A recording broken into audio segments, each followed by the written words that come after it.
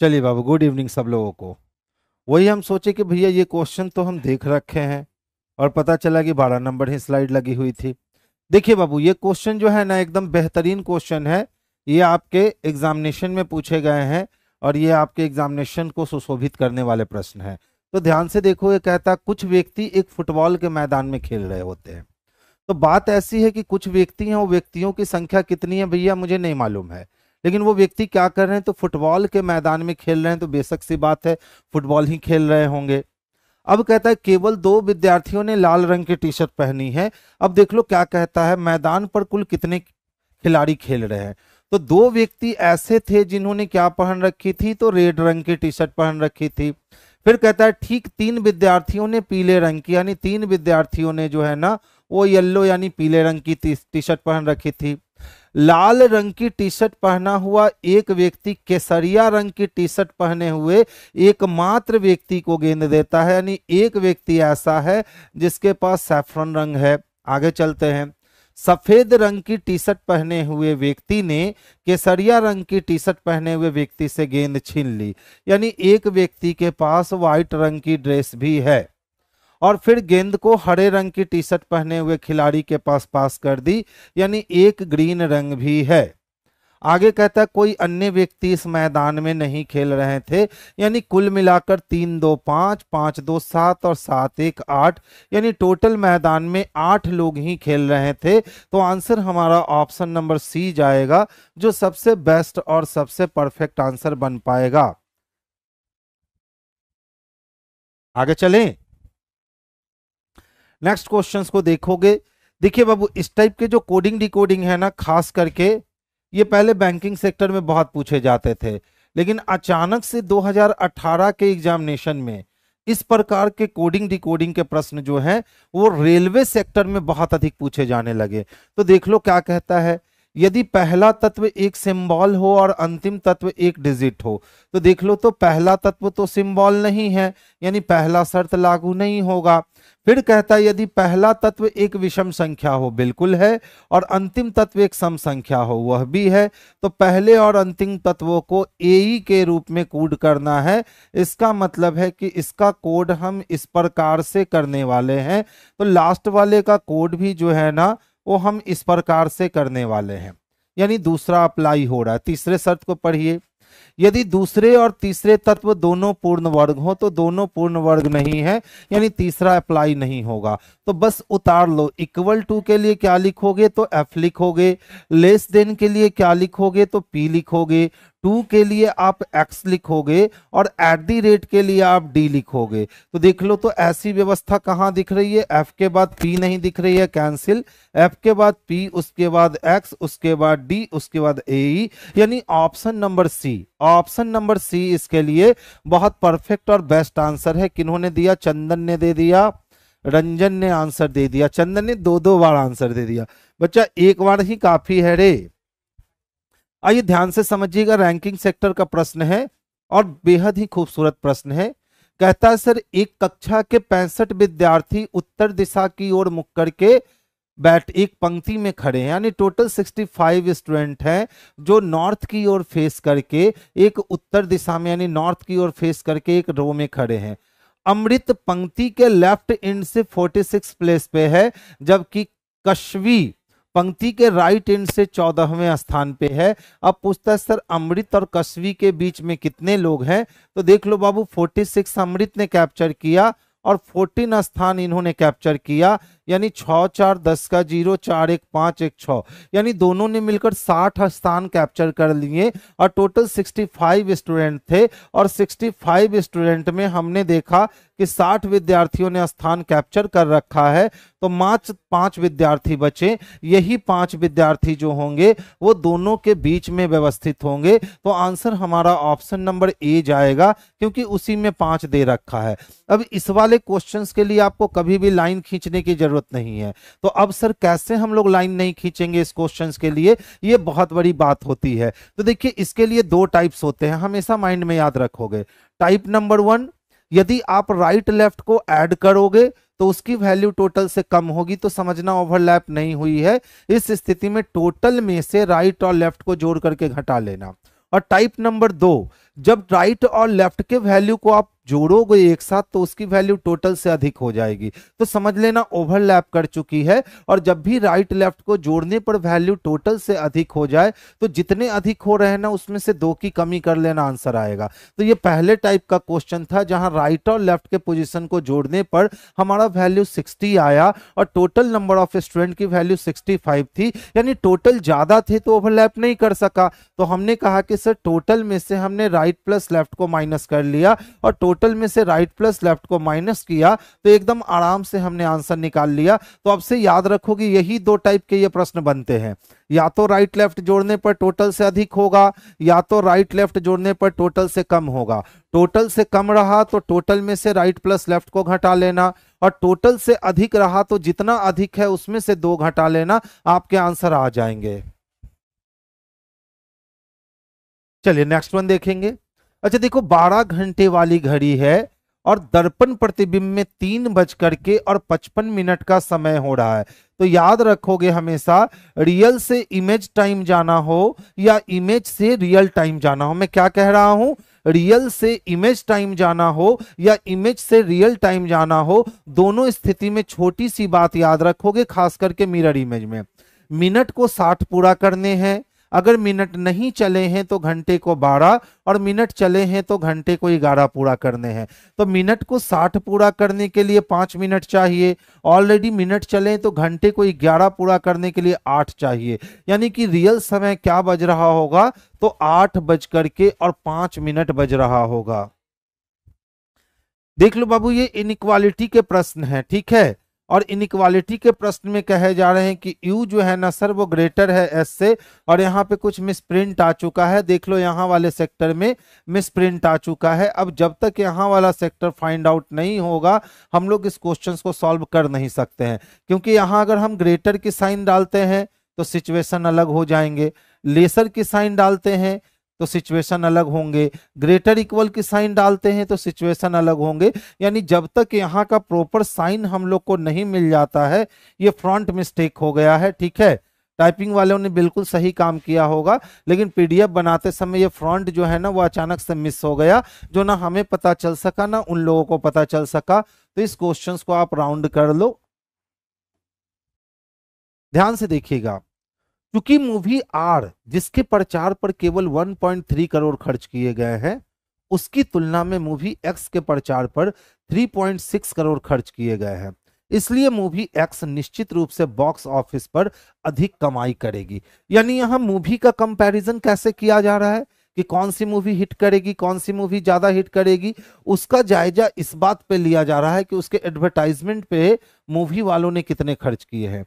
कोई R movie थी जिसके एडवर्टाइजमेंट में 1.3 करोड़ खर्च हुए हैं, जबकि कोई एक्स मूवी है जिसके एडवर्टाइजमेंट पर 3.6 CR खर्च हुए हैं। अब बताओ, कहता है कि सर इसीलिए एक्स जो है ना वो निश्चित रूप से बॉक्स ऑफिस पर अधिक कमाई करेगी। तो यहां कमाई करने का पैमाना क्या है, तो यहां कमाई करने का पैमाना जो दिया गया वो मार्केटिंग को दिखाया गया कि मार्केटिंग में जितने अधिक पैसे लगाओगे आपकी कमाई उतनी अधिक होगी, ये इस क्वेश्चन का पैमाना है।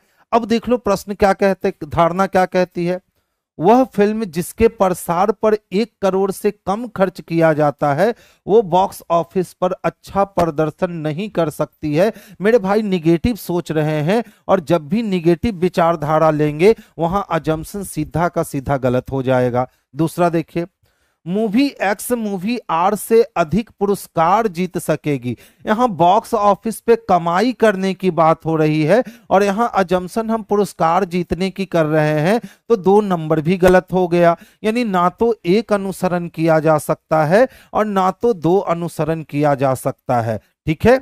ऑप्शन नंबर कितना, सी। हाँ, अगर यही धारणा के जगह हम क्या कहते, कंक्लूजन निकालते, यानी कि हम धारणा के जगह निष्कर्ष निकालने को जाते। धारणा की जगह क्या निकालने को जाते, निष्कर्ष निकालने को जाते, तो हमारा एक नंबर जो है ना ये सही हो जाता और 2 नंबर हमारा गलत हो जाता। लेकिन कब एक नंबर सही होता, जब इसी क्वेश्चंस के लिए हम लोग कंक्लूजन निकालने जाते, तब हमारा एक नंबर सही हो जाता। क्योंकि स्टेटमेंट दिखा रहा है कि जिसके प्रचार पे अधिक खर्च होगा वह ज्यादा कमाई करेगा और जिसके एडवर्टाइजमेंट पे कम खर्च होगा वो कम कमाई करेगी। और यहां मूवी एक्स ने इतनी कमाई करवा दी, क्यों, प्रचार के दम पे। तो जिसके प्रसार पर 1 करोड़ से कम खर्च किया जाएगा वो फिल्म ज्यादा प्रसार नहीं कर पाएगी, ऑफिस पे अच्छा प्रदर्शन नहीं कर पाएगी। ये क्या निकलता, तो ये कंक्लूजन निकलता। ये क्या निकलता, कंक्लूजन निकलता। तो आंसर अभी हमारा जाएगा ना तो 1 ना तो 2। ठीक है। अब जैसे ही हम लोग अजम्पशन को कंक्लूजन की तरह सोचते हैं, कंक्लूजन को आर्ग्यूमेंट की तरह सोचते हैं, वहीं पे हमसे लॉजिकल रीजनिंग में गलतियां होती हैं। देखो, एक जनरल स्टोर थे, उसमें 5 उत्पाद रखे गए थे, उनके नाम ए बी सी डी और ई थे, उनके मूल्य भी अलग अलग थे। कहता है सर ए जो है ना वो सी से सस्ता है किंतु बी से महंगा है। तो ए उत्पाद सी उत्पाद से सस्ता था लेकिन बी उत्पाद से महंगा था। अब कहता है ई सी से महंगा है किंतु डी से सस्ता है, और ई सी से महंगा है और डी से क्या है, सस्ता है। तो 5 उत्पाद की बात करी है और 5 उत्पाद यहां अरेंज हो गए। कौन सा उत्पाद सबसे सस्ता है, तो उत्पाद बी सबसे सस्ता है, जो ऑप्शन नंबर डी में स्पष्टता दिखता है। तो ऐसे ऐसे इजी क्वेश्चंस भी आपको देखने को मिल जाएंगे। गुड इवनिंग बंगाली बाबा, आज शेरो शायरी नहीं चलेगी। चलिए देखिए, 4 घंटियां थी, 3, 8, 12 और 15 मिनट के अंतराल पे बजती थी। वे एक साथ बजने लगी, फिर कितने समय बाद एक साथ बजेगी। इस टाइप के क्वेश्चंस आपके मैथमेटिक्स में भी पूछे जाते हैं और इस टाइप के क्वेश्चंस आपके रीजनिंग में भी पूछे जाते हैं। यानी इसको एलसीएम से बनाना है। तो चलिए हम लोग एलसीएम लेते हैं किसका, तो 3 का, 8 का, 12 का और 15 का हमने एलसीएम ले लिया।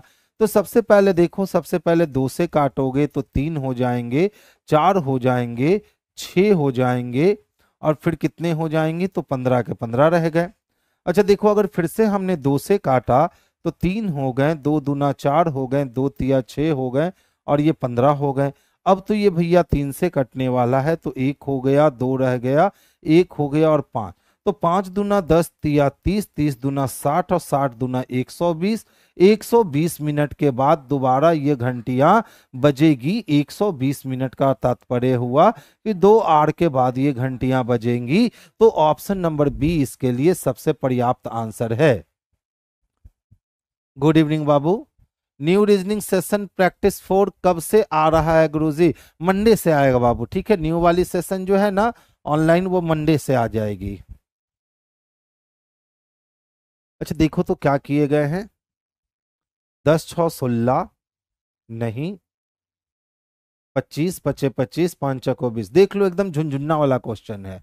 इन दोनों को जोड़ और इन दोनों का मल्टीप्लाई, तो 17 + 8 अगर हम कर दें तो वो 25 होगा, और इधर 5 गुने 5 कर दें तो वो भी मेरे भाई 25 होगा। इसी तरह से 13 + 7 कर दे तो 13 + 7 20 हो जाएंगे। और सेम कंडीशन से यदि हमने 5 गुने 4 लिख दिया तो यहाँ भी हमारे पास 20 होंगे। सेम तरीका देख लो, 6 + 12 को अगर ऐड करोगे आप तो आपके पास 18 आएंगे, और 6 को अगर 3 से मल्टीप्लाई करोगे तब भी आपके पास 18 आएंगे। इसका मतलब है कि 10 में 6 जोड़ने पड़ेंगे, तो 10 और 6 16 हो जाएंगे, और यहाँ 4 दे रखा है तो 4 से मल्टीप्लाई करोगे तब तो आपको 16 प्राप्त होंगे। यानी इस पोजीशन पे भी 4 चाहिए, और ऐसी व्यवस्था ऑप्शन नंबर ए में करी गई है। तो आंसर हमारा ऑप्शन नंबर ए जो है यही आराम से बन सकता है। आगे चलूं? अच्छा नेक्स्ट वन को देखोगे, ध्यान से समझिए। ये क्वेश्चन जो है ना देखने में बड़ा छोटा लग रहा है, लेकिन ये क्वेश्चन सही में अच्छा क्वेश्चन है। हम कह सकते हैं कि सर इस क्वेश्चंस को बनाने में एकदम लॉजिकल तथ्य का सामना करना पड़ा। तो क्वेश्चंस को पढ़ो। प्रैक्टिस करने वाले सभी वकीलों के पास एलएलबी की डिग्री होती है। यानी जो भी वकील प्रैक्टिस कर रहे हैं, चाहे वो किसी भी कोर्ट में प्रैक्टिस कर रहे हो, उनके पास क्या होगी, तो एलएलबी की डिग्री होगी। एमबीबीएस की डिग्री रखने वाले सभी लोग डॉक्टर होते हैं, और जो लोग एमबीबीएस की डिग्री रखते हैं वे सारे लोग क्या होते हैं, तो डॉक्टर। यानी एलएलबी की डिग्री वकील के हाथ लगी और एमबीबीएस की डिग्री डॉक्टर के पास लगी। किसी भी डॉक्टर के पास एलएलबी की डिग्री नहीं होती है।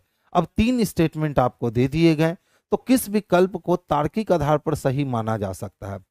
प्रत्येक व्यक्ति या तो प्रैक्टिस करने वाला वकील है या उसके पास एमबीबीएस की डिग्री नहीं है। तो बताइए, जब यहां कह दिया गया है, दो ही लोग की बात कर रहा है, एक वकील की बात कर रहा है और एक डॉक्टर की बात कर रहा है। जो भी प्रैक्टिस करने वाले वकील हैं उनके पास एलएलबी की डिग्री है, और जो भी डॉक्टर हैं उनके पास एमबीबीएस की डिग्री है, और दोनों डिग्री एक दूसरे को मिल नहीं सकती।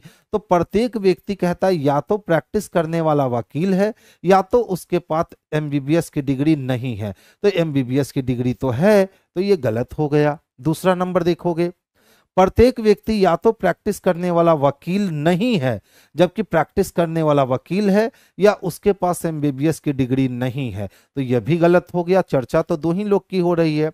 प्रत्येक व्यक्ति या तो प्रैक्टिस करने वाला वकील नहीं है या उसके पास एमबीबीएस की डिग्री है, तो यह भी गलत हो गया। प्रत्येक व्यक्ति या तो प्रैक्टिस करने वाला वकील है या उसके पास एमबीबीएस की डिग्री है, तो या तो वकील होगा तो उसके पास एलएलबी होगा, या तो वो डॉक्टर होगा तो उसके पास एमबीबीएस होगा। यानी ऑप्शन नंबर डी जो है ना, यही इसके लिए सबसे परफेक्ट और सबसे उचित आंसर बन सकते हैं। अतुल प्रजापति जी ने सही कहा। इसका मतलब है बंगाली बाबा आप कभी क्लास नहीं देख रहे थे, अभी आप शेरो शायरी लिख रहे थे। देखिए, इसीलिए हमने चेक किया था, पूछा बंगाली बाबा आज की शायरी, तो उन्होंने क्लास छोड़कर बंगाली बाबा ने शायरी लिखा, लेकिन अच्छी शायरी लिखी है। देख लो, सुन लो आप लोग भी। हवाओं के भरोसे मत उड़, चट्टाने तूफानों को का भी रुख मोड़ देती हैं, अपने पंखों पर भरोसा रख, हवाओं के भरोसे तो पतंग उड़ा करती है। बहुत अच्छा है, लेकिन थोड़ा सा पता है, अगर इसको हम कहते हैं हवाओं के भरोसे मत उड़, चट्टाने तूफानों का भी रुख मोड़ देती हैं, अपने पंखों पर भरोसा कर, हवाओं के भरोसे पतंग छोड़ दे तो वो भी किसी और छोड़ उड़ जाती हैं। चलिए, बहुत बढ़िया, आगे चलते हैं बाबू हम लोग। नेक्स्ट वन देखोगे, देखिए भैया, रीजनिंग की नई फाउंडेशन दिया हूं 27 जुलाई से, मैं बार बार कह रहा हूं, ये सुबह 9 बजे से 10 बजे किसान कोल्ड स्टोरेज में आ रही है। तो जो भी आपके मित्र बंधु हैं, जो भी आपके छोटे कलीग हैं, जो भी आपके छोटे आए हैं, जो अभी पटना नए नए, और वो इंस्टीट्यूट की तलाश कर रहे हैं कि किस इंस्टीट्यूट जाया जाए, तो आप आंख बंद करके प्लेटफॉर्म में भेज सकते हैं हम इस सर के पास रीजनिंग पढ़ने को। अच्छा देखो बाबू, कितने वेन डायग्राम है रे, तो 3 वेन डायग्राम है, जिसमें इंग्लिश भी शामिल है, हिंदी भी शामिल है और गणित भी शामिल है। कहता है निम्न चित्र में से संख्याएं उन परीक्षाओं में फेल छात्रों की कुल संख्या दर्शाती है जो कि 500 है। उन छात्रों की प्रतिशत संख्या जो न्यूनतम 2 परीक्षाओं में फेल हुए हैं, तो न्यूनतम 2 परीक्षा में फेल होने वाले 12 यहाँ है, 12 यहाँ है और 10 यहाँ है। तो 12 12 24 और 24 और 10 कितने हो गए, तो 34 विद्यार्थी कुल है जो परीक्षा में क्या हुए हैं, तो फेल हुए हैं। अब सवाल उठता है कि सर 34 कितना है 500 का? ठीक है, 34 कितना है 500 का? 34 कितना है 500 का? ऊपर 100 रखेंगे कि नीचे 100 रखेंगे? 500 का 34 कितना परसेंट होगा? तो 500 का 10% तो 50 हो जाएगा, 1% 5 हो जाएगा, 5 छक 30 हो गए, यानी कि 6.8। चलो इतना कैलकुलेशन नहीं करते हैं, डायरेक्ट हम लोग करते हैं 6.8। ठीक है, ऑप्शन नंबर ए।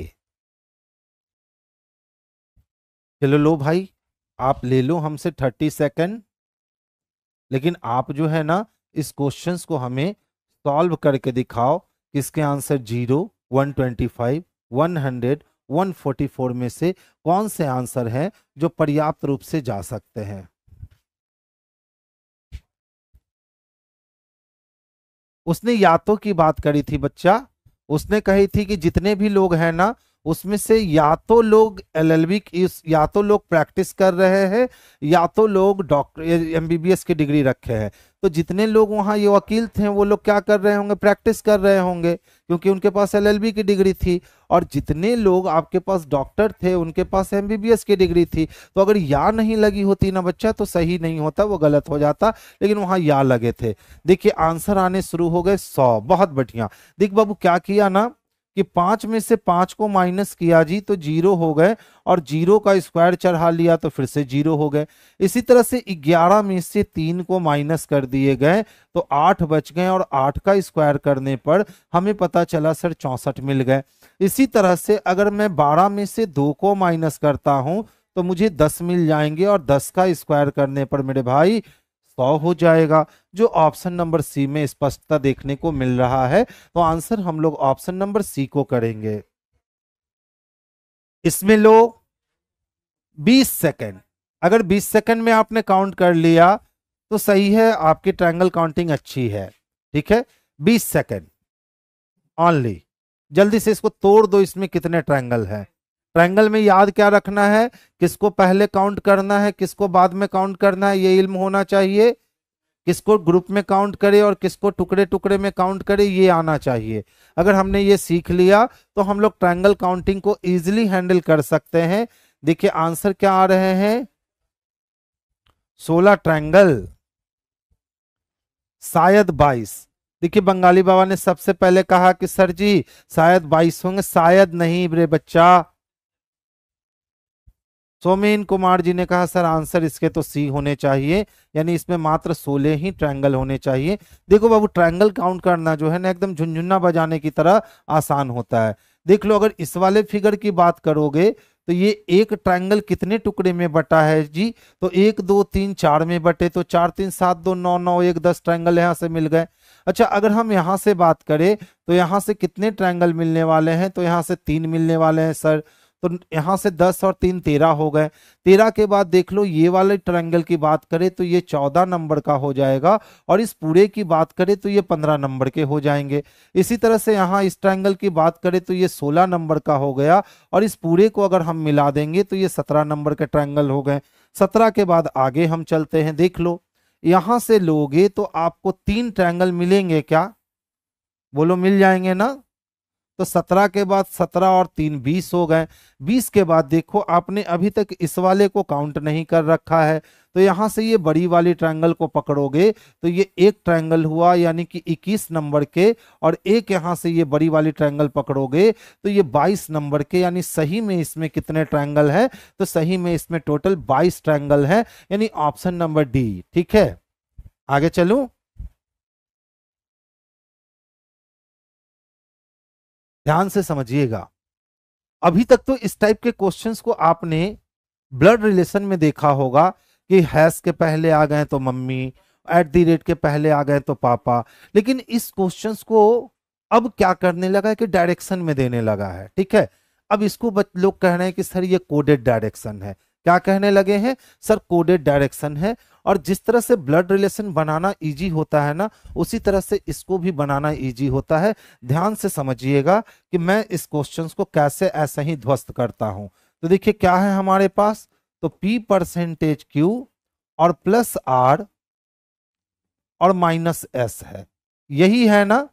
अब पूछी जा रही है प्रश्न में कि एस क्यू के प्रति किस दिशा में है, यानी कि क्यू के रिस्पेक्ट में एस किस दिशा में है। तो अगर आप मेरे रिस्पेक्ट में पूरब में हो तो मैं आपके रिस्पेक्ट में पश्चिम में रहूंगा, यानी जस्ट अपोजिट। तो देखो करना क्या है, ध्यान से समझोगे। अगर ये हम अपने आप को खुद मान लेते हैं केंद्र बिंदु, तो सबसे पहले आर से मिलने के लिए हमें माइनस का सामना करना पड़ेगा, और माइनस का सामना जैसे ही करेंगे तो देखिए माइनस क्या कहता है कि ए बी के पश्चिम में है, यानी आर मुझसे कहां है, तो पश्चिम में है। ठीक है, अब चूंकि डिस्टेंस नहीं दे रखा है तो अपने मन से सब में 10-10 किलोमीटर की दूरी मान लो, यानी जहां एस खड़ा है उसके पश्चिम में आर 10 किलोमीटर पे है। अब प्लस किसको डिनोट करता है, तो प्लस का मतलब उत्तर है, यानी पश्चिम से उत्तर जब जाएंगे तो एस से नॉर्थ वेस्ट हो चुका होगा क्यू, एस से नॉर्थ वेस्ट हो चुका होगा क्यू, और परसेंटेज का मतलब है पूरब में। और फिर यहां से जब पूरब में आएंगे तो ये नॉर्थ वाली बात तो खत्म हो गई। इसका मतलब पी एस के उत्तर में है तो एस पी के कहाँ होने वाला है, तो दक्षिण में होने वाला है। देख लो तो अगर मैं हूं तो ये मेरे पश्चिम में गया, और पश्चिम के बाद उत्तर में तो उत्तर पश्चिम, और यहां से प्लस का मतलब है, परसेंटेज का मतलब है पूरब में।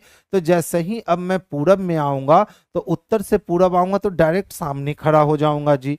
देख लो तो पी परसेंटेज क्यू का मतलब क्या है कि ए बी के पूरब में है, यानी पी जो है ना बच्चा ये क्यू के पूरब में है। ठीक है, आंसर उत्तर आने चाहिए। आंसर क्या मांगा है, एस क्यू के प्रति कहाँ है। अच्छा, एस क्यू के प्रति पूछा तो मैं पी के पास क्यों गया, क्यू एस के प्रति कहाँ थे, उत्तर पश्चिम में। तो ये भाई साहब कहाँ हो जाएंगे, तो दक्षिण पूरब में। ऑप्शन नंबर बी यही तो बन गया था। हम लोग पी तक पहुंच गए थे इसीलिए आंसर दक्षिण आ जा रहा था। ठीक है, अब देखो क्यू से पी पकड़ लिया। अब क्यू प्लस आर का मतलब क्या है कि क्यू जो है ना सर ये आर के उत्तर में है। अब देख लो आर माइनस एस का मतलब क्या है कि सर आर जो है ना वो एस के पश्चिम में है। पूछे गए हैं एस क्यू के प्रति किस डायरेक्शन में है, तो एस जो है वो क्यू के प्रति ना तो दक्षिण में ना तो पूरब में, यानी कहाँ है, तो साउथ ईस्ट में है। अब बताओ इतना खेला करने की जरूरत कहाँ रही, हम लोग तो इस क्वेश्चंस को यहीं से कवर कर सकते हैं। हम हो गए, मेरे पश्चिम में आर हो गया और आर के उत्तर में क्यू गया, यानी क्यू तक पहुंचने के लिए हमें उत्तर पश्चिम में जाना होगा। तो एस से क्यू जब उत्तर पश्चिम में है तो क्यू से एस दक्षिण पूरब में है, तो हम डायरेक्ट आंसर साउथ ईस्ट लगा सकते हैं। हम डायरेक्ट आंसर क्या लगा सकते हैं, साउथ ईस्ट लगा सकते हैं। इतना काम इतना वर्क करने की जरूरत नहीं है। देखो ये क्वेश्चन अच्छे थे और आसान भी थे। ऑलरेडी 3 एरो से मिलकर बना ट्रायंगल, यहाँ 4 एरो दिए गए हैं और यहाँ 3 ही लाइन सेगमेंट है, कैंसिल। यहाँ 4 लाइन सेगमेंट दिए गए हैं तो इससे आपके वर्ग बनने चाहिए थे, यहाँ ट्रायंगल बन रहे हैं, कैंसिल। यहाँ आपके 3 लाइन सेगमेंट दिए गए हैं तो 3 लाइन सेगमेंट से तो ट्रायंगल बनना था, यहाँ आपके वर्ग बन रहे हैं, कैंसिल। यहाँ आपके पास 5 लाइन सेगमेंट है और पेंटागन दे दिया गया है, यानी ऑप्शन नंबर डी जो है ना ये मूल रूप से बिल्कुल सही जवाब होगा। तो आंसर हम लोग ऑप्शन नंबर डी को करेंगे जो सबसे बेस्ट और सबसे परफेक्ट आंसर बनने वाला है। नेक्स्ट क्वेश्चंस को मूव कर रहे हैं, ध्यान से देखिएगा। कहता है संख्या 5109238674 में अंकों की संख्या इस तरह अदली बदली की जाती है कि पहला और छठा, तो पहले को पहला, दूसरा, तीसरा, चौथा, पांचवा, छठा, पहले को छठे से, दूसरे को सातवें से, और आगे भी इसी तरह से बदल दोगे। तो पूछता है सर दाएं से तीसरा अंक कौन होगा, तो दाएं से तीसरा अंक बाबू 6 होगा, और 6 तक पहुंचने के लिए हम तीसरी संख्या से बदल चुके होंगे, यानी आंसर हमारे 0 हो जाएंगे, यानी ऑप्शन नंबर बी जो है इसके लिए सबसे पर्याप्त आंसर हो जाएंगे। तो आंसर हम लोग किसको लगाने वाले हैं, तो ऑप्शन नंबर बी को लगाने वाले हैं। अब ये करने मत लगना कि सर इसको बदल देते हैं, बदलने में आपके समय झूठ मूठ के खर्च होंगे। देख लो एक कक्षा में यानी एक क्लासरूम में सफल लड़कों की सूची में देवेंद्र ऊपर से 12वें स्थान पे है एवं नीचे से 31वां है। तो ऊपर और नीचे से स्थान जब पता चल चुका है तो टोटल विद्यार्थी भी पते चल चुके हैं। 31 और 10 41 और 1 42 हो गया, यानी टोटल नंबर ऑफ स्टूडेंट कितने हैं, 42 हैं जो सफल हुए हैं। इसमें 3 बच्चे परीक्षा में भाग नहीं लिए, तो 42 और 3 कितने हो गए, तो 45 हो गए। और एक विद्यार्थी परीक्षा में फेल हो गया, तो 45 और 1 46 हो गए। अब पूछता है कुल बच्चों की संख्या कितनी है, तो कुल बच्चों की संख्या 46 है, जो ऑप्शन नंबर ए में स्पष्टता देखने को मिल रहा है। तो आंसर हम लोग ऑप्शन नंबर ए को करेंगे। अब ध्यान से देखोगे सर आपने कैसे कर लिया, तो बताओ जब एक कक्षा में सफल विद्यार्थियों की हम सूची बना रहे थे और उस सूची में हमने देवेंद्र को देखा, किसको देखा, देवेंद्र को, तो ऊपर से देवेंद्र का स्थान कितना था, तो 12 नंबर था, और नीचे से इसी देवेंद्र का स्थान कितना था, तो 31 नंबर था। अब यहां से अगर आप टोटल निकालने की कोशिश करोगे तो एक ही व्यक्ति का प्लेस ऊपर नीचे से आपको मालूम है, तो उस दोनों प्लेस को आप जोड़कर और 1 माइनस करोगे, यानी 43 में से 1 माइनस करोगे, यानी 42 बच्चे आएंगे। और 42 बच्चों ने क्या किया है, तो 42 बच्चों ने पास किया है। 42 बच्चों ने क्या किया, पास किया। अब इसमें से 3 बच्चे परीक्षा में भाग ही नहीं लिए, तो जो 3 बच्चे परीक्षा में भाग नहीं लिए हैं बंधु, वो भी तो इस कक्षा का हिस्सा होंगे ना। और एक विद्यार्थी फेल कर गया, यानी एक विद्यार्थी फेल कर गए। तो 42 3 45 और 45 और एक कितने हो गए, तो 46 विद्यार्थी हो गए जो कक्षा में पढ़ रहे थे। तो आंसर हमारा ऑप्शन नंबर ए हो गया। बहुत बढ़िया। नेक्स्ट वन को देखेंगे। देखिए ये वाली क्वेश्चन बड़ी ही आसान होती है, सरलता के साथ हम लोग बना सकते हैं, ठीक है। अब जैसे ध्यान से समझोगे, अगर इस वाले को फिल करें और कहा जाता है कि सर आप इस वाले को भर कर दो, तो स्वाभाविक सी बात है एक लाइन यहां से निकलेगी और एक लाइन जो यहां से आ रही है वो इस लाइन को यहां पे मिला देगी, ठीक है। अब देख लो फिर से एक लाइन सेंटर से आ रही है और वो सेंटर से एक लाइन आते हुए वो इस तरह से इसको काट लेगी, ठीक है। अब इसके अलावा और कोई फिगर बनने को तैयार है क्या, तो देखो तो ऐसी व्यवस्था नहीं, बिल्कुल ऐसा ही फिगर आना चाहिए। देख लो आप, अगर इसको हमने यहां मिलाया और इसको हमने यहां मिलाया और ये वाली लाइन यहां आ रही है,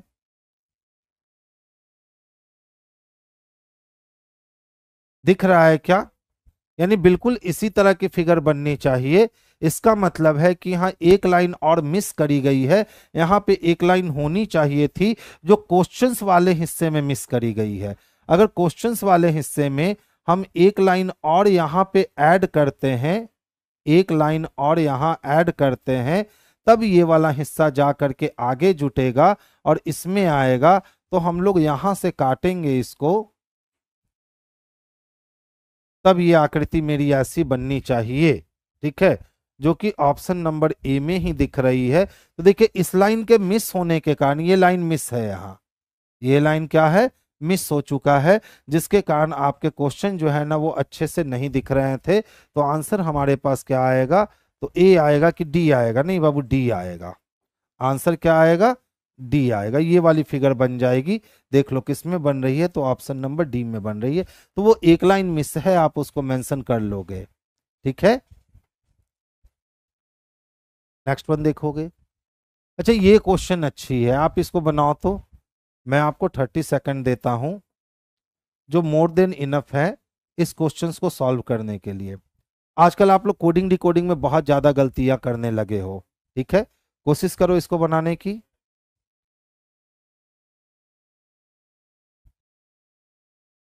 जल्दी से 30 सेकंड इस क्वेश्चन को सॉल्व करने के लिए है ना, एकदम पर्याप्त है। कुछ भी नहीं किए गए हैं प्रश्न में, बहुत इजी कॉन्सेप्ट है।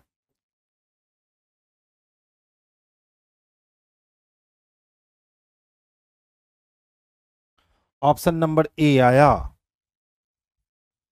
और भी कोई बच्चे, चलिए देखिए मैं इसको डिस्कस कर रहा हूं, बहुत ही इजी कॉन्सेप्ट है। सबसे पहले दो दो लेटर को इंटरचेंज करवा लो आपस में। अच्छा बताओ, एक में अगर 3 जोड़ोगे तो 4 होंगे और 4 के लिए डी, और 13 में 3 जोड़ोगे तो 16, यानी कितने प्लस किए गए, 3। इसी तरह से देख लो 20 में अगर फिर से 3 प्लस करोगे तो 23 यानी डब्ल्यू आएगा, और 19 में अगर 3 जोड़ोगे तो 22 हो जाएंगे, उसके लिए 22 लिख दे रखा है, फिर से प्लस 3 कर दिए गए। तो 18 में अगर आप 3 प्लस करोगे तो 18 3 21 होंगे, 21 के लिए यू आया, और 5 में 3 ऐड करोगे तो 8 आएगा। सेम किसके साथ करना है, साकेत के साथ करना है। तो सबसे पहले क्या करोगे, दो दो लेटर को इंटरक्रॉस लगाओगे, और इसके बाद सबसे पहले लेटर और फिर डिजिट। तो 8 में 3 जोड़ा 11 हो गया यानी के, और 19 में जब 3 जोड़ा तो 19 और 3 22 हो गया यानी के 22 चाहिए। के में 3 जोड़ा तो 11 और 3 14, 14 के लिए एन रखोगे, और 1 में 3 जोड़ा तो 4 हो गए। इसी तरह 5 में 3 जोड़ोगे 8 हो गए, और 20 और 3 23 हो गए। यानी हमें ऐसी ऑप्शन ढूंढनी है जो के से स्टार्ट हो और 23 पे खत्म हो। तो देखिए तो के से स्टार्ट नहीं हो रहा है, के से स्टार्ट 23 पे खत्म, के से स्टार्ट 23 पे खत्म नहीं हो रहा है, के से स्टार्ट 23 पे खत्म नहीं हो रहा है, यानी ऑप्शन नंबर बी ही इसके लिए सबसे परफेक्ट और सबसे बेस्ट आंसर है। तो आंसर हम लोग बी को लगाने वाले हैं। रामदास कुमार जी गुड नाइट बाबू, इतना सवेरे कौन सोता है रे। देखिए वो अभी से ही गुड नाइट कर रहे हैं, इतना सवेरे कौन सोता है। ध्यान से समझिएगा, अच्छा प्रश्न है और लॉजिकल रीजनिंग का है। और बात करी जा रही है किसकी, तो पूर्व धारणा की, यानी कि अजम्पशन की बात करी जा रही है। कहता है ना कि शहर में पानी की कमी के कारण, तो शहर में भैया क्या हो गई है, तो पानी की कमी हो गई है। और जिसके कारण प्राधिकरण ने सभी नागरिकों को अपनी पानी की खपत को 25% कम करने के लिए कहा है। अब सबसे पहले पूर्व धारणा और अवधारणा में अंतर समझ लो, फिर इसको बनाना आपके लिए एकदम बिल्कुल इजी हो जाएगा। देखिए अक्सर हमें लगता है कि सर पूर्व धारणा और अवधारणा सेम चीज है, लेकिन मेरे भाई मैं बतला दूं, पूर्व धारणा अलग चीज है, अवधारणा अलग चीज है। अब बोलोगे सर पूर्व धारणा और अवधारणा में अंतर क्या है, तो देख लो पूर्व धारणा क्या है, तो अजम्पशन ऑफ पास्ट को पूर्व धारणा कहते हैं और अजम्पशन ऑफ प्रेजेंट इंडेफिनिट को अवधारणा कहते हैं। अब इसको सॉल्व कैसे किया जाए, तो समझ लो, एकदम टेक्निकल नहीं, एकदम घरेलू भाषा में समझा दे रहा हूं, आप खुद समझने लगोगे कि अवधारणा कब है और पूर्व धारणा कब है। ठीक है, मान लो कि अभी देख लो, अभी ये रिलायंस वाला मैटर बहुत गरमाया हुआ है, आप लोग भी न्यूज से रूबरू हो गए, तो रिलायंस वाला मैटर आपने देखा होगा कि बहुत गड़बड़ा गया है। शादी का खर्च कहा जा रहा है कि उन्होंने टैरिफ प्लान बढ़ाकर निकाला, तो अचानक से जो टैरिफ प्लान में वृद्धि हुई, तो उसके जो मैनेजिंग डायरेक्टर हैं या जो इस सेक्टर में काम करता है कि कब कितनी टैरिफ रखनी चाहिए, उसने टैरिफ प्लान बढ़ाने से पहले बहुत कुछ सोच विचार किया होगा। उसके बाद उसने कहा कि कल से आपकी टैरिफ प्लान की रेट जो है वो बढ़ जाएगी। तो टैरिफ प्लान की रेट बढ़ाने से पहले उस मुलाजिम ने जो भी कुछ सोचा, जो भी कुछ अज्यूम किया, वो अजम्पशन ऑफ पास्ट कहलाया, यानी कि पूर्व धारणा कहलाया। जब टैरिफ प्लान बाहर निकल के आई, इस पे लोगों ने अपनी अपनी राय प्रस्तुत की कि भैया मुकेश अंबानी जी ने अपने शादी का खर्चा, बेटे की शादी का खर्चा हम लोग से निकलवा लिया टैरिफ प्लान की मदद से। वो पहले आए थे फ्री में देने, अब तानाशाह बन गए हैं, तो अब हम लोग अज्यूम करना शुरू कर दिए, तो ये अवधारणा हुआ। यानी मैं सिंपल कह लूं कि स्टेटमेंट देने के पहले स्टेटमेंट देने वाले ने जो भी कुछ अजम्पशन लिया है वो पूर्व धारणा है, और स्टेटमेंट आने के बाद स्टेटमेंट पढ़ने वाले ने स्टेटमेंट पढ़ने के बाद जो अज्यूम किया वही क्या है, अवधारणा है। तो पूर्व धारणा और अवधारणा दो अलग अलग चीजें हो गई। क्या है Abhishek Kumar ji, reasoning daily test में क्वेश्चन कहाँ क्वेश्चन छोड़ के आगे बढ़ते हैं, कभी क्वेश्चन छोड़ के आगे नहीं बढ़ते हैं। ठीक है, जितने क्वेश्चन हमारे स्क्रीन पे दिए जाते हैं उतने क्वेश्चंस को हम बखूबी सॉल्व करवाते हैं। आज तक हमने कभी भी क्वेश्चन कभी नहीं छोड़ा। आप बताओ तो बच्चे, हम क्वेश्चन छोड़ते हैं कभी? जो क्वेश्चन यहाँ तक कि छूट भी जाते हैं ना, तब भी आप जब दोबारा पूछते हो तो मैं उसको रिपीट कर देता हूँ बाहर से सीट मंगवा के। ठीक है, तो आप ध्यान से देखिएगा अभिषेक, क्वेश्चंस कोई भी नहीं छोड़ी जाती है। जितना हमारे पास स्लाइड में यहाँ क्वेश्चन होते हैं वो टेस्ट में आपके आएंगे ही आएंगे। ठीक है, आगे चले तो चलिए देखिए, आई होप आप लोग अजम्पशन ऑफ पास्ट और अजम्पशन ऑफ प्रेजेंट इंडेफिनिट किस चिड़िया का नाम है ये आपने समझ लिया होगा। चलिए अब देखिए ध्यान से क्या है। कहता है शहर में पानी की कमी के कारण प्राधिकरण ने सभी नागरिकों को अपनी पानी की खपत 25% कम करने के लिए कहा है। अब इसने अवधारणा लेने को नहीं कहा है, इसने पूर्व धारणा लेने को कहा है। तो अजम्पशन ऑफ पास्ट क्या होता है, पूर्व धारणा का मतलब? अजम्पशन ऑफ पास्ट ये होता है पूर्व धारणा का मतलब।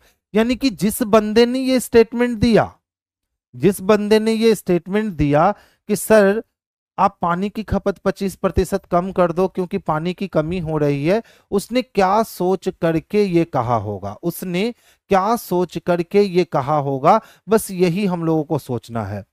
तो अधिकांश नागरिक अपनी पानी की खपत कम कर सकते हैं। अगर मैं ये स्टेटमेंट दे रहा हूं कि सर आप 25% पानी की कमी कर लो, पानी की कमी है, मैंने ये स्टेटमेंट दिया, तो मेरे स्टेटमेंट देने से आप पानी की खपत कम कर दोगे, ये तो मैं पहले ही सोच रखा होगा ना। अगर मैं सोचा होता कि मेरे कहने पे भी आप पानी की खपत कम नहीं करोगे तो मैं ये स्टेटमेंट आपको देता ही नहीं। यानी ऑप्शन नंबर ए सही है, उसने पहले ही ये सोच लिया होगा स्टेटमेंट देने से पहले कि मेरे कहने पर अधिकांश नागरिक जो है वो अपने पानी की खपत को कम कर लेंगे। अच्छा दूसरा देखो, कई कार्यकर्ता प्राधिकरण द्वारा दी गई इस सलाह का विरोध कर सकते हैं। दूसरा गलत हो गया, क्योंकि अगर विरोध कर सकते हैं तो विरोध कैसे करेंगे? अगर विरोध करेंगे इसका मतलब वो नगर निगम के विरोध में जाएंगे, और लॉजिकल रीजनिंग में मैं हमेशा समझाता हूं कार्यपालिका के विरुद्ध, न्यायपालिका के विरुद्ध, राजतंत्र के विरुद्ध, लोकतंत्र के विरोधाभासी कभी भी नहीं होना होता है। तो अगर हम इसके इस फैसले का, नगर प्राधिकरण के इस फैसले का विरोध करेंगे, इसका मतलब हम नगर पालिका के विरोध में जाएंगे, और नगर पालिका के विरोध में जाने का तात्पर्य है कि हम सरकार के विरोध में जाएंगे। तो इसी कारण दूसरा नंबर क्वेश्चन गलत हो गया। यानी केवल एक पूर्वधारणा अंतर्निहित है और दो पूर्वधारणा अंतर्निहित है। तो यहाँ आंसर किसको लगाओगे? तो आंसर बी नंबर को लगाओगे। किसी ने आंसर सी दिया है और किसी ने आंसर डी दिया है, जबकि बी नंबर किसी ने नहीं दिया है। रोशन कुमार जी, हाँ बाबू, ऑनलाइन टेस्ट हमारी रीजनिंग ऐप पर होती है, उसकी टाइमिंग शाम में 5 से 6 है। चौथा सेशन जो है वो आपकी मंडे से रिस्टार्ट हो जाएगी। अभी तीसरा सेशन जो है वो पूरी तरह से समाप्त हो चुकी है, चौथा सेशन मंडे से है ना बच्चा, ये रिस्टार्ट हो जाएगी। आगे चलूं क्या? चलिए नेक्स्ट क्वेश्चंस की ओर मूव करते हैं। अब देखो भैया, यकीन बैच टीआरई 4.0 के लिए अभी तक टीआरई 1, टीआरई 2, टीआरई 3 में यहाँ रिजल्ट प्लेटफॉर्म से बहुत आने वाले हैं। टीआरई 3 में और 1 और 2 में तो बहुत आ गए, और टीआरई 3 में भी बच्चों का एग्जाम बहुत अच्छा गया है, क्योंकि सर लोगों ने यहाँ बहुत मेहनत करी थी बच्चों पे, जिससे वो रिजल्ट निकालने में सक्सेस हो सके। तो इसी तरह से उन्हीं मेहनत, उन्हीं विश्वास के साथ टीआरई 4 के लिए यकीन बैच अनाउंस की गई है। ये बैच आपकी 2024 में 9 जुलाई से अनाउंस हो चुकी है, और ये बैच चल रही है। इसकी एग्जाम वैलिडिटी जब तक है तब तक आपकी ये बैच रन करेगी। ये क्लास 1 to 5 के लिए है, यानी जो बच्चे 120 मार्क्स की तैयारी कर रहे हैं उनके लिए ये है बीपीएससी शिक्षक तैयारी 4.0। तो जो भी आपके मित्र बंधु, आपके कलीग हैं जो पटना में आए हैं और 4 की तैयारी करना चाहते हैं, आप आंख बंद करके उनको प्लेटफॉर्म टीम के हवाले कर सकते हैं। यहाँ से उनको रिजल्ट लाने में बहुत सहूलियत मिलने वाली है। नेक्स्ट क्वेश्चन की ओर चलते हैं। देख लो भैया, अच्छा क्वेश्चन है। 3 जनवरी 2018 को बुधवार था, तो निम्नलिखित में से कौन फिर 3 जनवरी को बुधवार होगा? तो देखिए, हमेशा याद रखोगे, रेपिटेशन जो होते हैं, रेपिटेशन ऑफ कैलेंडर, वो 3 तरीके के होते हैं। तो रेपिटेशन ऑफ कैलेंडर कितने तरीके के? 3 तरीके के। सारे लोग नहीं बताएंगे ये बातें, अच्छे से सुन लेना। एक रिपीटेशन कैलेंडर का 1 साल के अंदर होता है, जब महीनों के दिन समान हो जाते हैं, ठीक है। दूसरा रिपीटेशन ये है जो पार्टिकुलर एक डेट का रिपीटेशन किसी और वर्ष में खोज रहा है। और तीसरा रिपीटेशन वो होता है जब इसमें पूरे कैलेंडर का रिपीटेशन होता है। जैसे अगर यही हम कहते 2018 का कैलेंडर पुनः कब प्रयोग में लाया जाएगा, तो ये टाइप 3 हो जाता है। तो रिपीटेशन कितने टाइप के होते हैं? तो रिपीटेशन 3 टाइप के होते हैं। पहला, एक ही वर्ष के अंदर महीनों के दिन रिपीट करते हैं। दूसरा, पार्टिकुलर कोई डेट रिपीट करता है, जैसा कि 21 नंबर क्वेश्चन में आपको दिख रहा है। और तीसरा, ईयर रिपीट करते हैं, यानी पूरा का पूरा होल कैलेंडर रिपीट करेगा। तो देखिए, इस वाले का रूल है ना कि 4 साल में 5 शेष दिन जमा होते हैं। तो बताओ, अगर मैं 3 जनवरी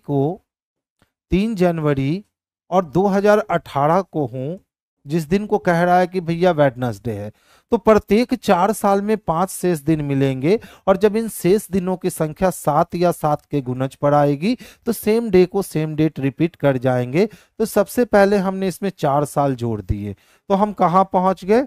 तो 3 जनवरी और 2022 को पहुंच गए। और चूंकि 4 साल जंप किया है, तो 5 शेष दिन मुझे मिलेंगे। अब 22 से जब मैं 3 जनवरी और 2023 तक जाऊंगा, तो इसमें 1 दिन का अंतर आएगा, यानी अब 6 दिन हो गए।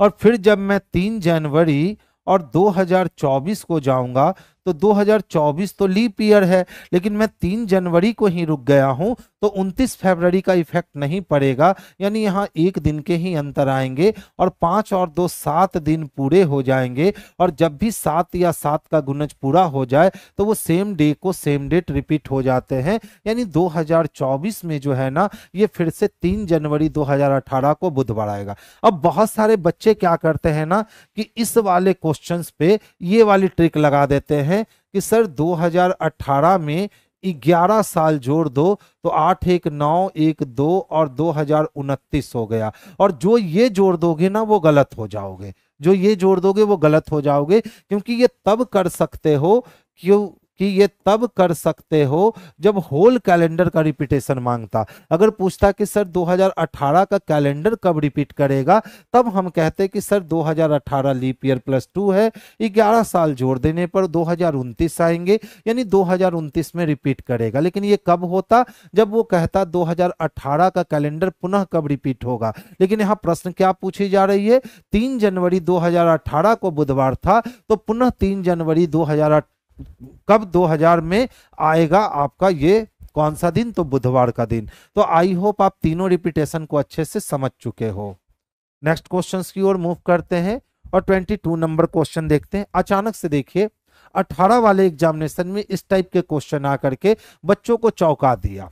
ठीक है, पहले दूसरे एग्जाम में तो इस टाइप का जो क्वेश्चन आया ना ये बच्चों को क्या किया, तो चौंका दिया। अब बात हुई कि सर चौंकाया क्यों, तो नॉन वर्बल में पहले ये पढ़ाई नहीं होती थी, इसको कहते हैं पिक्टोरियल नॉन वर्बल। ठीक है, यानी पिक्चर दिखा करके आपसे कंक्लूजन निकलवा ले रहा है कि इसका कंक्लूजन आप क्या दे सकते हो। पहले ये एग्जामिनेशन में नहीं पूछे जाते थे, लेकिन 2018 में ऐसे पिक्टोरियल क्वेश्चंस पूछे जाने लगे। तो देखो तो एकदम सिंपल सी बात है, हमारे पास सेब दिया गया और जूस दिखा दिया गया, तो सेब का संबंध जूस से है, तो ऊन का संबंध क्या लियोपॉर्ड से हम ऊन निकालते हैं, तो नहीं सर। हाथी से ऊन निकालते हैं, तो नहीं सर। स्नेल से ऊन निकालते हैं, तो नहीं सर। तो ऊन किससे निकालते हैं, तो भेड़ से निकालते हैं। यानी जिस प्रकार एप्पल से जूस निकलता है उसी प्रकार भेड़ से सेब निकलेगा। तो पिक्टोरियल नॉन वर्बल कह सकते हैं, या इसको पिक्टोरियल एनालॉगी भी कह सकते हैं, जबकि आज तक पिक्टोरियल एनालॉगी कभी नहीं दिए गए थे। एनालॉगी 3 टाइप से दिए जाते थे, word based analogy, letter based analogy, digit based analogy. लेकिन इस टाइप के क्वेश्चन आपके 2018 में करीब 5-6 सेशन में यानी 5-6 एग्जामों में पूछे गए हैं। तो इस बार भी ऐसा हो सकता है कि आपको 3-4 घटनाएं दिखा दे और पूछे कि बताइए भैया ये किस घटना को दर्शा रहा है। तो इसके लिए पहले से तैयार रहोगे, अलर्ट मोड में रहोगे। चलिए नेक्स्ट क्वेश्चंस की ओर मूव करेंगे। देखो, पेपर कटिंग अलग चीज होते हैं और पेपर फोल्डिंग अलग चीज होते हैं। 2 चीजें होती हैं। एक चीजें होती है जिसमें हम लोग पेपर को सिर्फ फोल्ड करते हैं, एक पेपर के ऊपर दूसरे पेपर को रख देते हैं। ठीक है, और एक होता है कि पहले पेपर को हम लोग फोल्ड करते हैं, उसके बाद उसमें कटिंग करते हैं और उसके बाद उस डिजाइन को खोलकर पूछता है कि कौन सी डिजाइन बनेगी। तो ये दोनों 2 चीज है। सर सिटिंग अरेंजमेंट वाला क्वेश्चन दीजिए। बाबू सिटिंग अरेंजमेंट के क्वेश्चंस तो आते हैं, ऐसा नहीं कह सकते हो कि सर नहीं आते हैं। ठीक है, बिल्कुल आते हैं। आते हैं कि नहीं बच्चे? सर 5 बार क्यों आता है? क्या बाबू 5 बार आता है?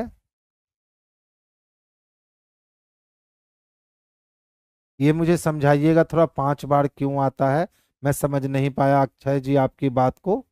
ठीक है, तो आप समझा दोगे 5 बार का मतलब क्या हुआ। तो देखिए ये फिगर कितने तरह से रिएक्ट करेंगे, तो 2 तरह से।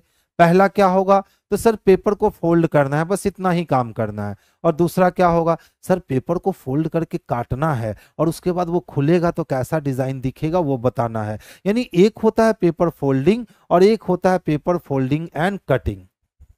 आज भी है तो अच्छा, आज भी है ना। तो चलिए देखिए ये है ना, कहता है एक पारदर्शी सीट दी गई है जिस पर पैटर्न बने हुए हैं। ये जहां से दिख रहा है ना, यहां से इस पेपर को मोड़ना है। तो या तो आप पेपर को लेफ्ट में फोल्ड करोगे या तो आप पेपर को राइट में फोल्ड करोगे। अच्छा बताओ, अगर लेफ्ट में पेपर को हम फोल्ड करने पहुंच जाए तो ये पेपर मुझे ऐसा दिखेगा क्या? दिखेगा ना। और अगर पेपर को हम राइट में फोल्ड करते हैं तब भी ये पेपर मुझे कुछ इस तरह से दिखने लगेगा। बोलो दिखेगा। तो पहले ऑप्शंस को एक बार देख लेना कि ऑप्शंस किधर दिख रहे हैं। तो ऑप्शंस भैया कहाँ दिख रहे हैं, तो अंदर की ओर दिख रहे हैं, यानी लेफ्ट की ओर दिख रहे हैं, तो ये वाले कॉन्सेप्ट तो बाहर चले गए। अब देख लो इसमें भी बात रही कि सर ये होगा, ये होगा, ये होगा या ये होगा। तो पहले ए और डी को तो कैंसिल कर दो। अब बोलोगे सर आपने ए और डी को कैंसिल क्यों किया, तो ध्यान से देखोगे, हाँ बाबू डेली चलती है। अगर ये वाली फिगर मैं छोटी रख देता ना, ये वाली फिगर में इस वाले बॉक्स से क्या कर देता, छोटी रख देता, तब हम लोग एक और चार में से किसी एक का चयन कर सकते थे। लेकिन इस वाली फिगर को देख लो, ये वाली फिगर जो है ना, आप स्केल का पैमाना लेकर माप लो, ये वाली फिगर बाहर निकल गई है। तो जब ये वाली फिगर यहां बाहर निकल गई है, तो ये वाली फिगर यहां भी बाहर निकलेगी। अब बाहर निकलने पर या तो सिचुएशन ये बनने वाला है, या तो सिचुएशन ये बनने वाला है। अब सवाल उठता है सर अब बताओ कि बी का चयन करोगे कि सर सी का चयन करोगे। तो बात बड़ी सिंपल है कि कौन नीचे जाएगा और कौन ऊपर जाएगा। तो ध्यान से देखो, अगर हम इस वाले पेज पर इस वाले पेज को रखते, तो ये स्क्वायर वाला ऊपर जाता, और स्क्वायर वाला जब ऊपर जाता तो ये इस वाले को एकदम बिल्कुल झांक देता। ठीक है, ये बिल्कुल इधर क्या कर देता, बिल्कुल जिसको कहते हैं ना कवर कर देना, तो इस तरह से ये इसको क्या कर देता, कवर कर देता।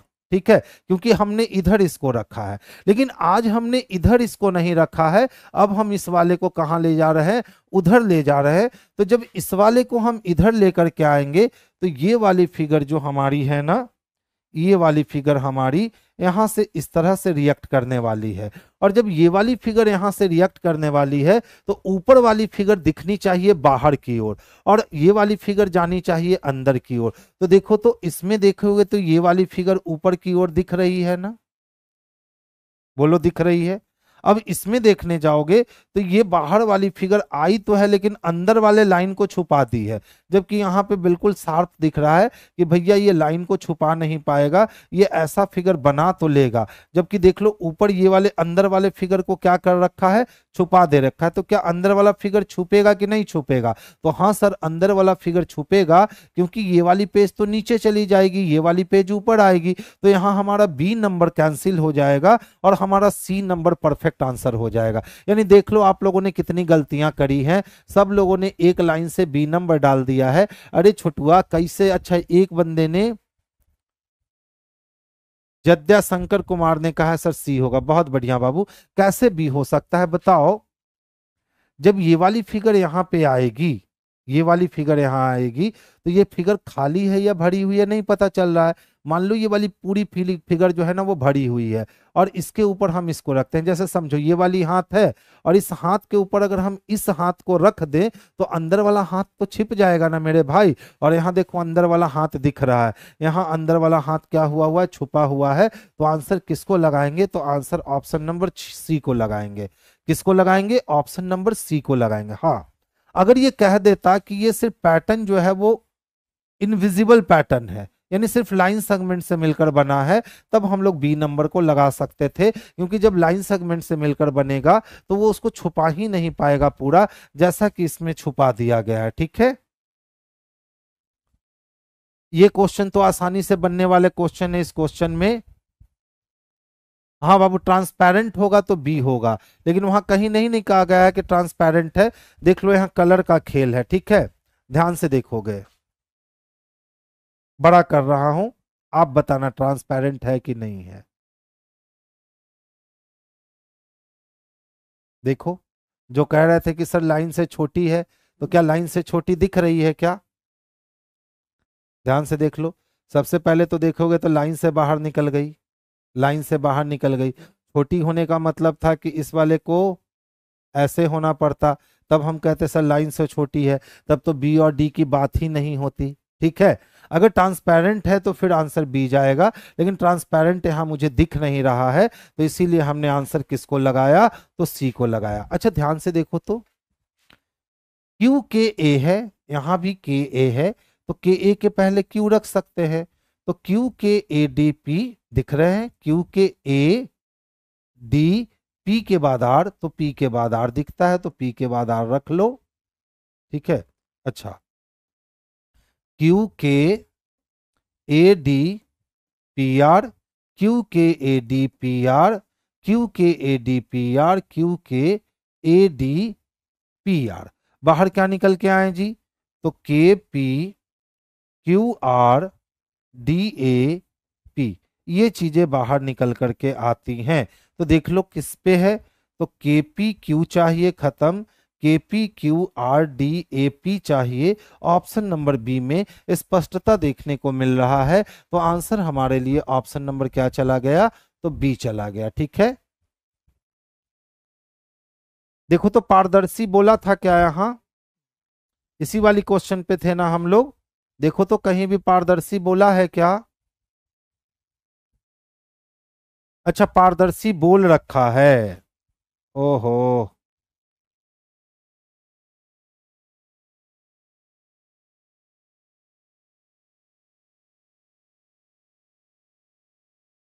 इसको ऊपर कर दिए थे इसीलिए नहीं दिखा ना।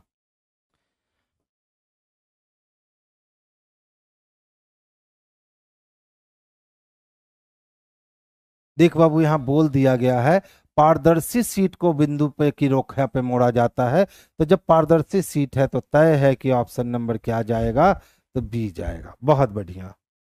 नेक्स्ट देखेंगे। देखो कहता है 7 मित्र हैं, सुभी, प्रिंस, केतन, विशाल, महिमा, कृषि और नैतिक। यानी 7 मित्र को गोले पर रखना है और सारी लोग कहाँ किए हुए? तो केंद्र की ओर अपनी पीठ किए हुए हैं। तो जब केंद्र की ओर पीठ किए हुए हैं, यानी केंद्र के बाहर की ओर मुख होगा। जब केंद्र की ओर पीठ किए हुए हैं, यानी केंद्र के बाहर की ओर क्या होगा मेरे भाई? तो मुख होगा। और जब केंद्र के बाहर की ओर मुख होगा तो राइट बोले तो क्लॉकवाइज घूमेंगे और लेफ्ट बोले तो एंटी क्लॉकवाइज घूमेंगे। यही होता है। अब देख लो क्या हुआ। सुभी प्रिंस के दाईं ओर ठीक बगल में बैठी है, तो जहां भी प्रिंस बैठेगा उसके ठीक दाईं ओर कौन बैठेगी? तो सुभी बैठेगी। सुभी को बैठा लिया हमने। आगे चलो क्या कहता है। नैतिक और कृष्ण विशाल के बाईं या दाईं ओर बगल में नहीं बैठे हैं, छोड़ दो लाइन को। विशाल प्रिंस के बाईं ओर तीसरा है, तो प्रिंस के बाईं ओर पहला, दूसरा और तीसरा। यहां जगह किसके लिए है? तो ये जगह विशाल के लिए है। ये जगह किसके लिए? विशाल के लिए। आगे चलते हैं। महिमा विशाल के दाईं ओर ठीक बगल में बैठी है, और विशाल के दाईं ओर ठीक बगल में कौन बैठी है? तो महिमा बैठी है। आगे चलो। प्रिंस के दाईं ओर तीसरे स्थान पे कौन बैठा है? तो देखिए, तो प्रिंस के अगर दाईं ओर पहला, दूसरा और तीसरा देखे तो महिमा बैठी है, बाकी को बैठाने की जरूरत नहीं है। आधा अधूरा बनाकर ही हमें पता चल गया कि आंसर क्या हो गया। तो ऑप्शन नंबर सी जो है यही इसके लिए परफेक्ट आंसर हो गया। आगे चले, नेक्स्ट वन देख लो। 26 नंबर क्या कहता है? कथन कह रहा है कोई भी पुलिस अधिकारी डॉक्टर नहीं है, कुछ डॉक्टर विशेषज्ञ हैं और सभी इंजीनियर डॉक्टर हैं। यानी पहला ही स्टेटमेंट हमारे पास निगेटिव है और बाकी दो स्टेटमेंट हमारे पास पॉजिटिव है। अब देख लो, कहता है कुछ इंजीनियर पुलिस अधिकारी हैं। बताओ, इंजीनियर को पुलिस अधिकारी तक ले जाएंगे तो वो निगेटिव बन जाएगा, यानी पहला गलत है। कोई भी इंजीनियर पुलिस अधिकारी नहीं है। इंजीनियर से मांगी गई दहेज मिल जाएगा। डॉक्टर मिलवाने को तैयार है, पुलिस अधिकारी ने भी दहेज दे दिया, यानी दूसरा सही है। कुछ डॉक्टर इंजीनियर हैं। अच्छा देखो, सभी इंजीनियर जब डॉक्टर हैं तो कुछ डॉक्टर तो इंजीनियर होंगे, यानी 2 और 3 अनुसरण करता है, जो ऑप्शन नंबर डी में स्पष्टता देखने को मिल रहा है। अच्छा देखो, तो हम लोग वेन डायग्राम से चलते हैं। कोई भी पुलिस अधिकारी, कोई भी पुलिस अधिकारी क्या नहीं थे? तो डॉक्टर नहीं थे, यानी दोनों में दुश्मनी है। कुछ डॉक्टर जो हैं वो विशेषज्ञ हैं। क्या है? तो विशेषज्ञ है। और फिर कहता है सभी इंजीनियर डॉक्टर है। जितना भी इंजीनियर है ना बाबू, ये सारे के सारे इंजीनियर क्या है? तो ये सारे के सारे इंजीनियर डॉक्टर है। अब कहता है कुछ इंजीनियर पुलिस अधिकारी हैं। जब सारे इंजीनियर डॉक्टर के अंदर हैं और डॉक्टर का दुश्मन पुलिस अधिकारी है, तो इंजीनियर का भी तो दुश्मन पुलिस अधिकारी हुआ। कहता है कोई भी इंजीनियर पुलिस अधिकारी नहीं है। तो सही कह रहा है कि इंजीनियर किसके अंदर? डॉक्टर के अंदर। और डॉक्टर का दुश्मन पुलिस है, तो इंजीनियर का दुश्मन भी पुलिस होगा। कुछ डॉक्टर इंजीनियर है। देख लो, जितना भी डॉक्टर है उसके कुछ हिस्से पे इंजीनियर है, यानी तीसरा भी सही हो गया। तो सही कौन कौन हुए? तो 2 और 3 सही हुए। और 2 और 3 किस में दिए गए हैं? ऑप्शन नंबर डी में दिए गए हैं। 25 को फिर से बता दे। देखिए कुछ नहीं है। कितने लोग हैं? 7 लोग हैं ना। बैठा लो 7 लोगों को। और जैसा कि उसने कहा कि सर इसके केंद्र की ओर अपनी पीठ करके बैठे हैं, ठीक है, बस यही लाइन आपको कंफ्यूज करता है। जैसे मान लो ये हमारे कमरे हैं, ठीक है, ये हमारा क्या है, कमरा है, और मैं सेंटर को देख रहा हूं। तो जब मैं सेंटर को देख रहा हूं तो केंद्र की ओर मुख किए हूं, लेकिन अगर मैं केंद्र की ओर पीठ कर दूंगा इसका मतलब है मैं आउट ऑफ सेंटर देख रहा हूं।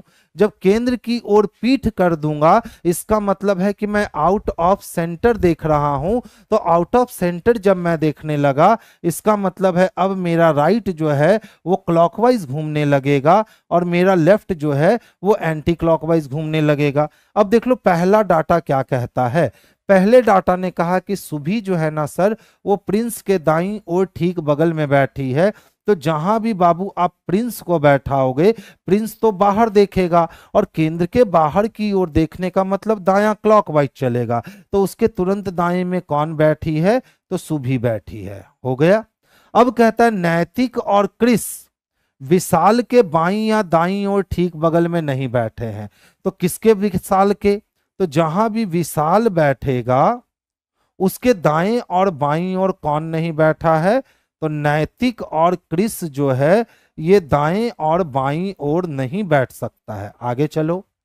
विशाल प्रिंस के बाएं तीसरे स्थान पर बैठा है।